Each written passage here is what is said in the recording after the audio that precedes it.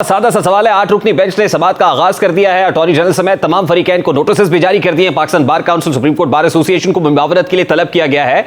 ये कहिएगा कि 8 रुकनी बेंच की तश्कील, दरखास्तों का आना, जिस अंदाज में पटिशन आई हैं, चंद घंटों के अंदर बेंच तश्कील पा जाना, समाअत करना, दूसरी तरफ से लीगल फ्रेटर्निटी भी तनकीद कर रही है, हुकूमत की तरफ से पार्लियामान के अंदर करारदाद भी मंजूर हो गई है। आपको नहीं लगता कि 8 रुकनी बेंच मजीद मुतनाज़ हो जाएगा?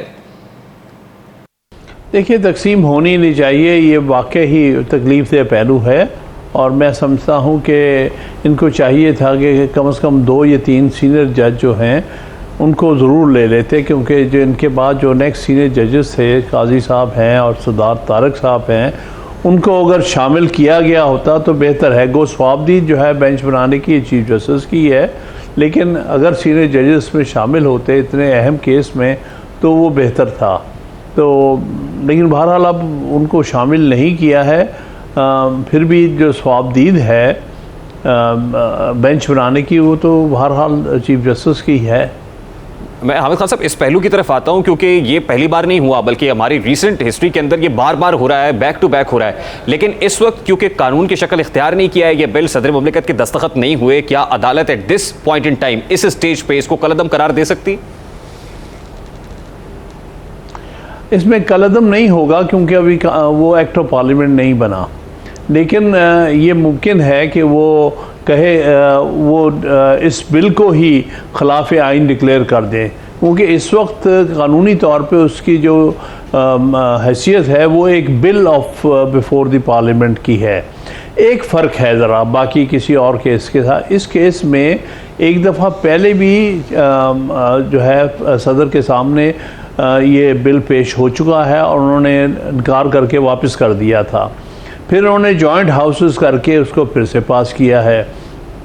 अब गो अभी तक एक्ट ऑफ पार्लियामेंट नहीं बना, लेकिन बाय फ्लक्स ऑफ टाइम तो उसने एक्ट ऑफ पार्लियामेंट बन जाना है 10 दिन के अंदर।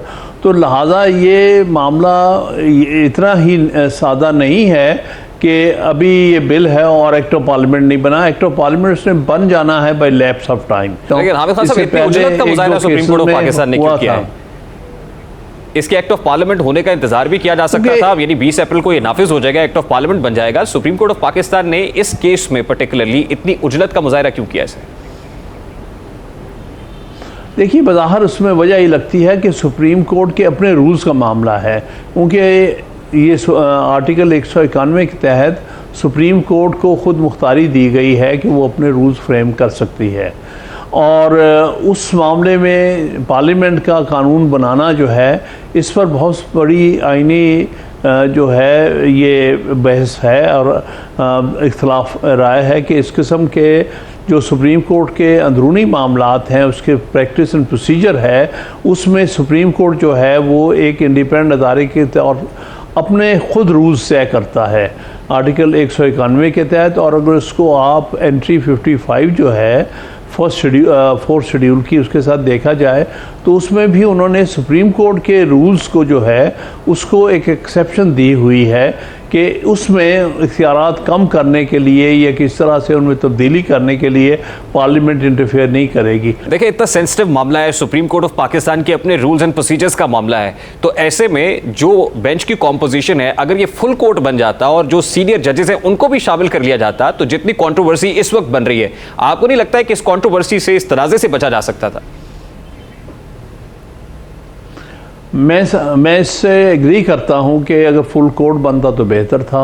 अगर सीनियर जजेस को साथ बिठाया जाता 2 या 3, वो भी बेहतर था, तो वो बेहतर था। लेकिन ये है कि ये खिलाफ कानून, खिलाफ आइन नहीं किया जो उन्होंने बेंच बनाना है। ये स्वाबदीदी इख्तियार चीफ जस्टिस के पास थे और उन्होंने उसके मुताबिक बेंच बना दिया है।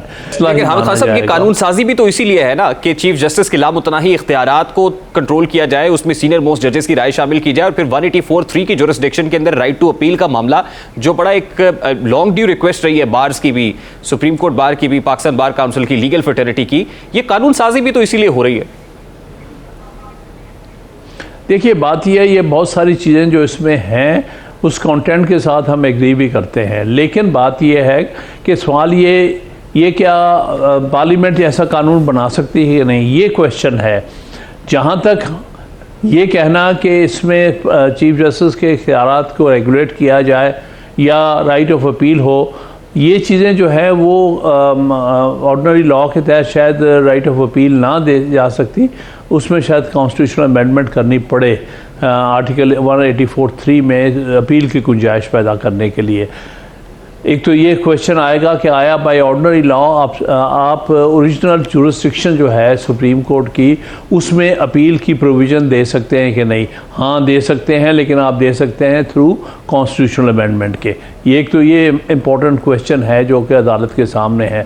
दूसरा ये है कि जो इंटरनल रेगुलेशन है सुप्रीम कोर्ट की, बतौर एक इंडिपेंडेंट अदारे के, सुप्रीम कोर्ट सबसे बड़ा अदालती अदारा है, उसको एक तरह से आज़ाद हैसियत हासिल है अपने रूल्स और रेगुलेशन और अपने जो है प्रैक्टिस और प्रोसीजर को रेगुलेट करने की।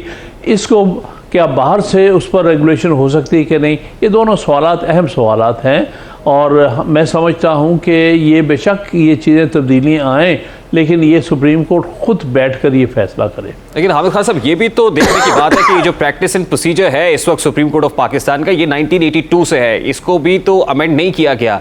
यकीनन कानून के अंदर जो लेकुनाज होते हैं उसके अंदर बेहतरी की गुंजाइश रहती है। अगर आज सुप्रीम कोर्ट ने नहीं किया, पार्लियामान कर रही है, तो क्या ये वेलकमिंग नहीं होना चाहिए था कि दोनों स्टेक होल्डर्स बैठते और बैठ के कानून साजी हो जाती, रादर देन के इस तरह की कोलिजन होती? देखिए, बात यह है कि मैं समझता हूँ कि पूरी सुप्रीम कोर्ट बैठ के रूल्स फ्रेम करती है, उसी का करना बनता है। 1980 के रूल्स ज़रूर हैं और हमारा वकला का भी बहुत इस मामले में मुतालबा रहा है कि इसमें बहुत सारे मामलात में, बहुत सारे, सिर्फ यही 2-3 नहीं, उनमें भी तब्दीली की ज़रूरत है। लेकिन ये हम यही चाहते हैं कि सुप्रीम कोर्ट खुद करे। लास्टली, ये मुहाज़रा सिर्फ हुकूमत की तरफ से तो नहीं है, विद इन द बेंच भी है। जो सीनियर मोस्ट जजेस हैं उनके इख्तिलाफी नोट भी हैं, उनको इसमें शामिल नहीं किया गया। आप देख रहे हैं आने वाले दिनों में कि विद इन द बेंच कोई आवाज़ उठेगी और जजेस ही कोई इस तरह की तहफ़्फ़ुज़ात का इजहार कर सकते हैं चीफ जस्टिस के खिलाफ, क्योंकि इससे पहले भी रेफरेंसेज आ चुके हैं कुछ जजेस के खिलाफ? देखिए, जहाँ तक ये है कि अंदर खाने डिफरेंस ओपिनियन होता है, डिफरेंस ओपिनियन हमेशा हो सकता है, अदालतों के अंदर होता है। जहाँ तक डिफरेंस ओपिनियन का ताल्लुक़ है वो चलते रहेंगे, लेकिन बात यह है कि जो फैसला है सुप्रीम कोर्ट का वही प्रिवेल करेगा जुडिशल साइड के ऊपर। बाकी तो ये एडमिनिस्ट्रेटिव मामलात हैं कि अंदर सुप्रीम कोर्ट के जो तकसीम है जो नहीं होनी चाहिए। मुझे उम्मीद है कि वक्त के साथ साथ ये मामला तय हो जाएगा। इस वक्त बहुत से फैक्टर्स हैं जिसमें हो सकता है कि फेलियर हो लीडरशिप का भी चीफ जस्टिस की, कि वो अपने साथ सबको शामिल लेके नहीं चल पा रहे, लेकिन वो अपनी जगह है जिसका मैं समझता हूँ कि सलूशन ये नहीं कि वो डिवाइड को बढ़ाया जाए, बल्कि उसका सलूशन ये है कि वो डिवाइड ख़त्म की जाए।